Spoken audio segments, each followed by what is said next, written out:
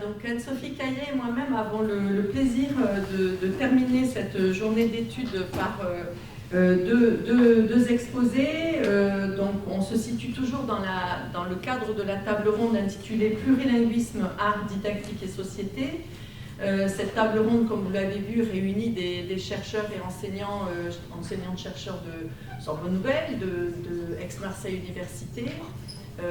On a préparé tout au long, depuis le mois de janvier, ce dialogue avec l'œuvre et les travaux menés par les nouveaux commanditaires Marianne Mispeler. Donc on est très heureuse, Anne-Sophie et moi, à la fois de clore ce moment de table ronde et puis d'exposer devant vous maintenant des travaux tels qu'on les a repensés en dialogue avec ce travail des langues comme objet migrateur.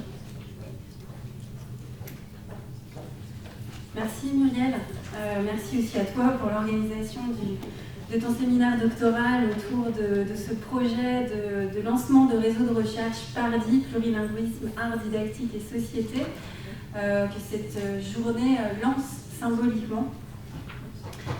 Et donc j'ai choisi de vous présenter aujourd'hui une intervention qui s'intitule « Performer des mots en langue et en langage en classe de français langue étrangère et seconde ».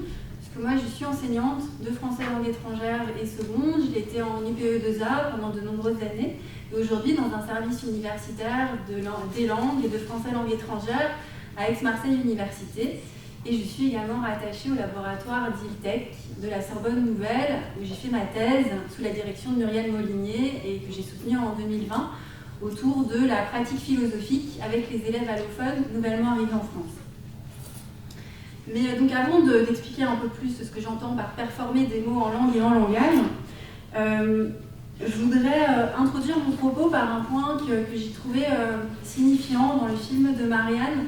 C'est la variété des voix et du volume des voix en français et en langue étrangère, ou en tout cas dans ces langues qu'on dit étrangères, alors qu'en fait elles ne le sont pas vraiment, puisque ce sont les langues de nos élèves et que donc ce sont des langues de France. Et c'est pour ça que j'ai plutôt envie de les appeler des langues étrangères, pour reprendre le néologisme de Myriam Suchet, car en les faisant exister, en les proférant, comme elle l'explique, nous étrangeons.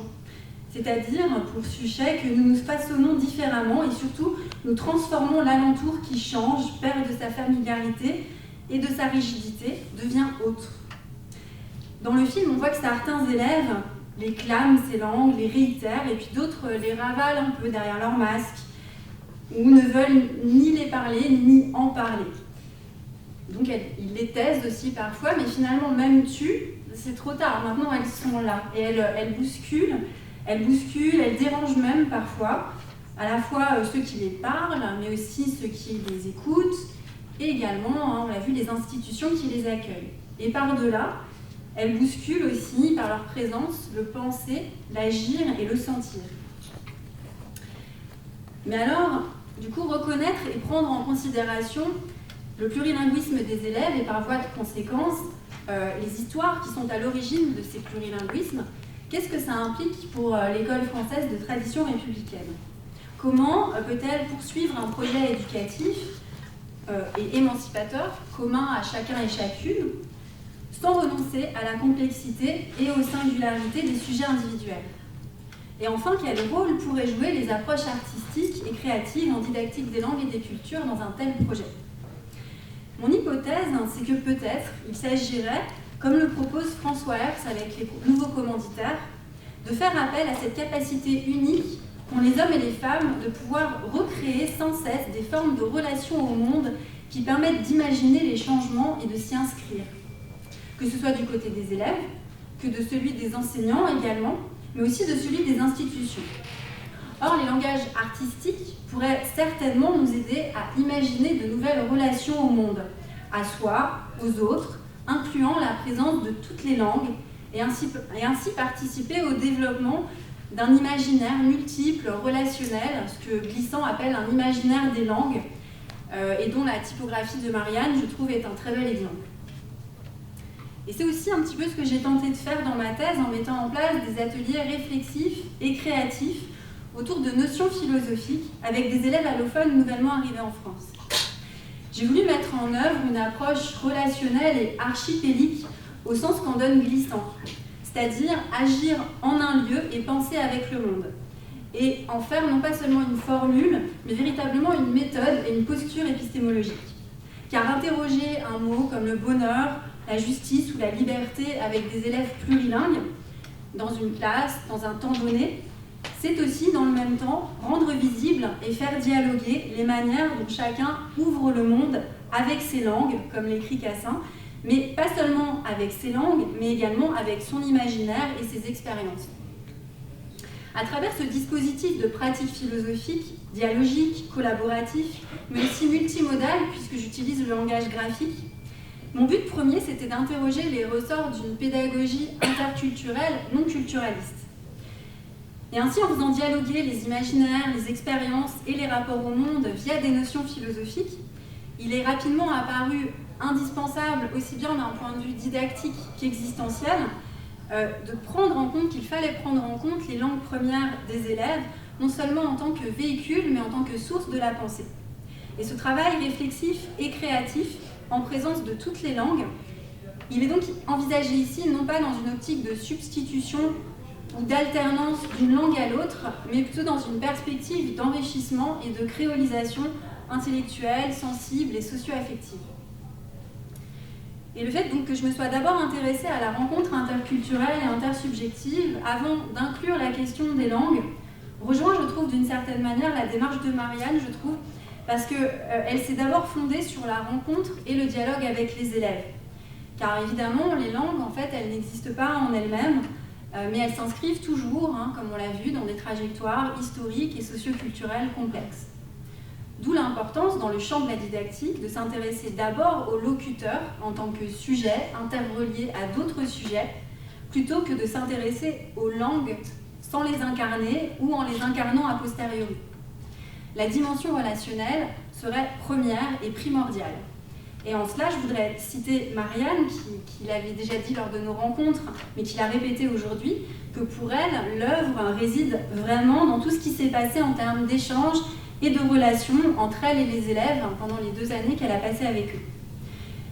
Et ce que je trouve intéressant, c'est que du coup, ce qui ferait œuvre, c'est ce qui naît dans ces interstices. Et le langage, donc le verbe au sens primaire de création d'un langage, quel qu'il soit, pousse à cet endroit, dans cet espace de la rencontre. Et cette création de langage peut s'envisager comme ce que Glissant appelle une poétique de la relation, c'est-à-dire un langage qui permet à la fois de relier, de relire, de relayer, de relater. Ainsi, dans mes ateliers philo, j'ai tenté de rendre les interstices fertiles, en proposant aux élèves de participer à des activités créatives, réflexives, dialogiques, dont je vais vous donner quelques exemples. Ces activités, elles peuvent être qualifiées de performatives dans la mesure où elles proposent, dans un même mouvement, à la fois de représenter, mais aussi de créer une nouvelle réalité. Je m'inscris ici dans les théories d'Austin, bien sûr, sur la fonction performative de la langue, et qui, pour le dire vite, implique que certains énoncés, du type « je vous déclare marié », impactent le réel, sont agissants. Mais aujourd'hui, certaines philosophes, comme Judith Butler ou Barbara Cassin, réinvestissent cette notion de performativité pour penser leurs implications intellectuelles et sociopolitiques. Pour la didactique des langues, cela a également des conséquences importantes. Parce que dans cette discipline, on s'inscrit plutôt dans une tradition platonicienne qui considère que la chose préexiste au mot et que donc on privilégie en ce sens la fonction référentielle du langage, puisque dans cette perspective, nos langues sont considérées comme des codes plus ou moins distincts pour désigner une seule et même réalité. Au contraire, si on prend en considération la fonction performative du langage, il s'agit alors de comprendre, je cite Barbara Cassin, que les différentes langues produisent des mondes différents dont elles sont les causes et les effets. Le monde commun est alors quelque chose comme un principe régulateur, une visée et non un point de départ. Aborder le langage sous cet angle complique l'universel, comme le dit Barbara Cassin, et le vocabulaire européen des philosophies qu'elle a dirigé en est une illustration assez magistrale, puisque cette encyclopédie philosophique a des entrées plurilingues et elle met ainsi en débat des grands sujets philosophiques en interrogeant les réseaux terminologiques des différentes langues qui ont véhiculé ces concepts philosophiques et qui les ont également élaborés en montrant que leurs sphères ou leurs espaces conceptuels, en fait, finalement, ne sont pas superposables. Et c'est en cela que Barbara Cassin parle d'intraduisible. Non pas ce qu'on ne peut pas traduire, mais ce qu'on ne cesse de traduire ou ce qu'on ne cesse de ne pas traduire. Et je trouve que les langues des signes sont particulièrement parlantes pour comprendre ça. Ici, vous voyez un extrait du film de Nurita Vive, qui s'appelle « Signer en langue » et qui avait été présenté lors de l'exposition « Après Babel, traduire ». Ici, on voit le mot « culture » signé en langue des signes française, avec un geste qui vient de la tête. Aux États-Unis, c'est un doigt qui représente un individu entouré d'une main. En Inde, c'est une représentation d'une sorte de statue. Et puis au Japon, ce sont deux mains qui s'emboîtent. Et je trouve que cette image, elle fait aussi écho à ce que Marianne a rappelé comme étant son mantra d'une certaine manière, c'est que, et qu'elle ne cessait donc de répéter aux enfants tout le temps, c'est que parler, c'est déjà créer. Et ici, on le perçoit visuellement, immédiatement. C'est-à-dire, quand on parle, on fait œuvre déjà, on impacte les imaginaires et le monde qui nous entoure. Comme le disait Suchet, comme je citais Suchet en introduction, nous étrangeons le monde. Mais pour donner accès à ces imaginaires et à ces mondes, il est donc nécessaire de donner à voir la manière dont ces mots résonnent, comment ils ouvrent le monde, dans quel réseau terminologique, mais aussi expérientiel et socio-affectif ils s'inscrivent. Donc c'est ce que j'ai tenté de faire dans les ateliers philo que j'ai mis en place. Donc avant d'engager une discussion sur un thème philosophique, il y a un temps long, réflexif et créatif, donc j'insiste sur le trait d'union entre les deux, et qui est également un temps performatif qui va permettre d'ouvrir le mot à la fois en langue et en langage. Donc il ne s'agit pas de juxtaposer des différences, mais de tenter de créer du commun avec du divers. Donc dans un premier temps, on va prendre le mot amour, liberté, justice, on va le traduire dans toutes les langues de la classe, on va écrire ces traductions au tableau et on va déjà percevoir les écarts et les échos. Est-ce qu'une traduction est possible? Est-ce que finalement il y a peut-être plusieurs mots pour en traduire un? Et donc déjà il va y avoir une appropriation singulière du mot qui est en jeu. Ensuite, il va y avoir un temps individuel, performatif, en langue, par la réalisation d'un nuage de mots ou par un dessin de la notion. Cette réalisation, elle est ensuite présentée, ce qui permet d'en faire une interprétation en dialogue avec le groupe. On voit ici un exemple réalisé par Bouchra, d'un nuage de mots plurilingue qui a été fait en période de Ramadan, et c'est pas anodin puisqu'elle fait le lien entre le bonheur et les fêtes, le bonheur et la prière. Mais ce qui n'est pas anodin non plus, c'est qu'elle choisit de traduire le mot par Saada, alors que d'autres élèves arabophones ont choisi Farah, qui est un mot qui est plus proche de la joie, mais qui pour beaucoup d'élèves était plus courant, plus usuel et moins littéraire que Saada. Mais ces élèves qui ont choisi Farah, eux, n'ont pas fait de lien avec la vie spirituelle. Donc on voit que le mot ne s'ouvre pas de la même manière. Ensuite, voici une autre manière de performer le mot bonheur en dessin par Roweida. Elle a représenté le jardin qu'elle cultivait avec ses voisins aux Comores. Et elle a expliqué que pour elle, le bonheur, c'était à la fois l'entretien du jardin, la récolte, mais aussi les repas qu'elle partageait avec eux. Et ces exemples, je trouve qu'ils montrent bien que les grandes notions universelles singulières, en l'occurrence philosophiques, elles peuvent être des points de départ fructueux en pédagogie interculturelle, et c'est ce que défendait Louis Porcher, l'un des pionniers dans ce domaine dès les années 90.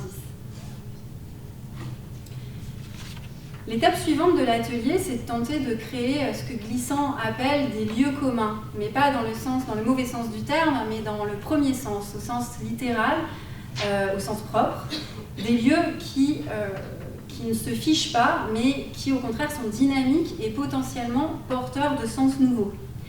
Et dans mon protocole, ça se caractérise par le fait que je vais réaliser une sorte de carte mentale au tableau pendant le tour de table où chacun présente sa réalisation, son nuage de mots, son dessin. Et c'est une technique que j'ai peaufinée au fil du temps et qui m'engage moi-même en fait dans une performance et dans un travail de médiation, de reformulation et d'empathie cognitive. Donc là, je vous présente une carte mentale que j'ai réalisée autour de l'art avec des étudiants internationaux que j'ai eus cette année. Je m'y attarde pas plus. En tout cas, ça va être un support pour réfléchir ensemble à des questions qu'on traitera dans la discussion. Donc ensuite, plusieurs questions sont formulées et on vote pour une question qui est abordée pendant la discussion. Donc là, c'était à partir de quels éléments peut-on dire qu'une réalisation devient de l'art. Donc ce protocole propose une sorte d'herméneutique qui tente d'élargir les horizons, comme le dit Gadamer, des horizons intellectuels, sensibles et socio-affectifs. Il s'agit non seulement de donner de la visibilité aux manières d'ouvrir le monde en langue et en langage, mais de s'en saisir à la fois dans une dynamique de construction de son propre positionnement et dans une dynamique collective et collaborative de co-construction d'un monde commun. Et en cela, le travail en communauté de recherche, ici en communauté de recherche philosophique, permet d'une certaine manière de faire l'expérience de la vie démocratique. C'est ce que proposait Lippmann, le fondateur américain de la philosophie pour enfants. Et c'est lui qui a fondé aussi le concept de communauté de recherche philosophique. Et il s'est beaucoup appuyé sur Dewey pour cela. Et pour ce philosophe pragmatiste, la démocratie en tant que manière de vivre est régie par la foi personnelle en la collaboration quotidienne entre les individus. Coopérer en donnant aux différences et aux différents une chance de se manifester parce que l'on a la conviction que l'expression de la différence et du désaccord est non seulement un droit d'autrui, mais aussi un moyen d'enrichir sa propre expérience de vie, fait partie intégrante de l'aspect personnel du mode de vie démocratique. Et cet ancrage en fait, pragmatiste à visée démocratique, il me paraît vraiment rejoindre la démarche des nouveaux commanditaires. L'idéal démocratique, comme il est présenté par François Hertz, est pour lui la possibilité de permettre à tous de ne plus être le spectateur ou un laissé-pour-compte d'une histoire qui le dépasse, mais de devenir, en tant que citoyen, un acteur à part entière. Il s'agit d'agir sur le monde dans le cadre d'une démarche performative à visée démocratique. Du côté de la commande citoyenne, d'abord, grâce au travail encadré par la médiatrice culturelle, mais également du côté des élèves qui ont participé à l'œuvre, dans la mesure où Marianne, par son travail au long cours, leur a donné aussi la possibilité de se saisir d'une proposition et d'être non pas seulement des acteurs du processus artistique, mais véritablement des auteurs. Or, comme le rappelle Cynthia Fleury, les processus d'individuation et la prise en compte de l'irremplaçabilité des individus est une condition de possibilité de la démocratie participative. Donc ce travail en communauté de recherche philosophique, artistique, créative pourrait être un outil pour faire des élèves non seulement des sujets pensants, créatifs, critiques, mais aussi puissants. Et on l'a vu d'ailleurs ce matin, je trouve aussi cette prise de pouvoir aussi des jeunes qu'on a vu prendre la parole avec beaucoup d'assurance. Et dans ma recherche, plusieurs points tendent à montrer qu'une démarche pédagogique, à la fois réflexive et créative, en présence de toutes les langues, autour de sujets qui nous relient, en l'occurrence philosophiques, pourrait favoriser une forme d'empowerment chez les élèves allophones. D'abord vis-à-vis des savoirs, et là je cite le retour d'expérience d'une jeune collégienne, Mariam, qui dit « J'ai appris que je sais beaucoup de choses, mais je ne savais pas que, je peux apprendre comme ça, comment on dit, de discuter, de parler, et j'ai appris, je me connais maintenant. » Il y a un deuxième point aussi qui est la prise ou une reprise de pouvoir vis-à-vis de ses langues et de sa pensée. Et là, je pense à un jeune élève de 12 ans à l'époque qui avait un très faible niveau de français au début d'une session d'atelier philo et qui commençait toutes ses phrases par « je ne sais pas comment on dit ». Et petit à petit, il a pris beaucoup de confiance pendant les ateliers. Et lors du dernier, où on traitait du sujet des langues, j'étais en train d'écrire au tableau, et là il m'interrompt en me disant « mais il faut absolument que je dise quelque chose, c'est vraiment important ». Donc on s'arrête et voilà ce qu'il dit. Aussi, quand on pense pas dans même langue. On pense, mais on pense, mais pas dans la même langue. Oui, c'est bien. Quand on parle plusieurs langues, quand on connaît plusieurs langues, on peut aussi réfléchir dans plusieurs langues. Et savoir plus beaucoup. Et en savoir beaucoup plus, du coup. Et effectivement, c'était important, puisque Ratmir, il venait en fait de réaliser que ses connaissances, elles se trouvaient développées grâce à son plurilinguisme, puisqu'il pouvait penser dans une langue et s'exprimer dans une autre. Enfin, le troisième point, c'est une forme d'empowerment sur des choses beaucoup plus profondes encore, que j'ai appelé dans ma thèse le rapport à l'autre soi-monde. Le dessin réflexif de Zauber, il en est un exemple particulièrement fort. Il répondait à la consigne « Dessine l'atelier philo ». On y découvre une sorte d'arbre avec une branche en forme de drapeau et au-dessus un oiseau qui vole dans le ciel. Et je voudrais vous lire la manière dont il explicite le sens de sa réalisation. Donc il y a un dialogue entre lui et moi, mais aussi avec d'autres élèves de la classe, vous allez voir, qui interviennent. En fait, c'est un arbre. Il a sorti sur la terre. Là, il y a un drapeau. Drapeau, en fait. Sur le drapeau, il y a un oiseau qui vole. C'est le drapeau de quel pays? Ben, en fait, je ne sais pas. C'est juste un drapeau. Ouais. Et les oiseaux, il veut qu'ils prennent une maison dans le arbre. Mais vous voyez, souris, il ne le laisse pas.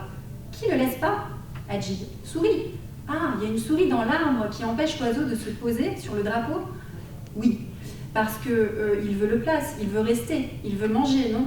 Il ne veut pas voler toute la journée. Ça veut dire que dans le pays, il y a des personnes qui faisaient la guerre et ne peuvent pas rester. Eh oui, il y a ceux qui empêchent l'oiseau de se poser sur l'arbre.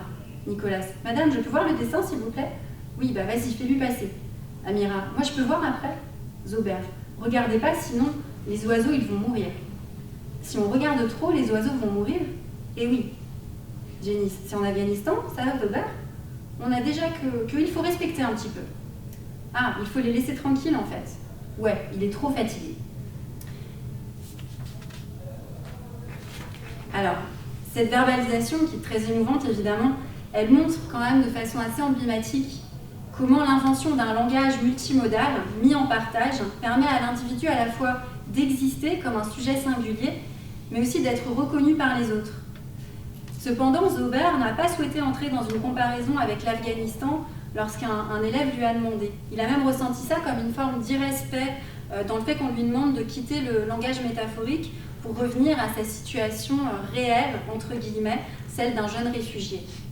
Mais finalement, ce qu'on appelle le réel, il se niche peut-être parfois davantage dans la poésie que dans la rationalité des faits. Et la création de Zober, c'est finalement une médiation métaphorique qui permet d'explorer l'impensable du réel, comme le dit Chamoiseau à propos du rôle de l'art. Le langage de Zober n'a pas besoin d'être parfait ou élaboré pour inventer une pensée et devenir poème, au sens qu'en donne Méchonic. Je le cite, « Parce qu'il fait du sujet, il vous fait sujet. De qui l'écrit ou le dit, d'abord, fondamentalement, mais aussi et autrement de qui le lit ou l'écoute et éventuellement en est transformé. Un poème n'est un poème que s'il est d'abord cet acte éthique qui transforme à la fois une vie en un langage et par là transforme aussi l'éthique. C'est une éthique en acte de langage. Sa poétique n'est rien d'autre, toute la différence avec l'esthétique. » Finalement, si le rôle de l'école, c'est de faire que les élèves, plurilingues ou non, s'assument comme des sujets réflexifs, critiques, autonomes, comme le prône la loi de refondation de l'école ou les programmes de l'éducation morale et civique, alors une des pistes serait certainement de penser son action éducative comme un agir éthique à visée démocratique. Et comme l'explique Méchonic, cet agir, il est directement relié à la créativité langagière qui est en dialogue constant avec la créativité intellectuelle, sensible et expérientielle.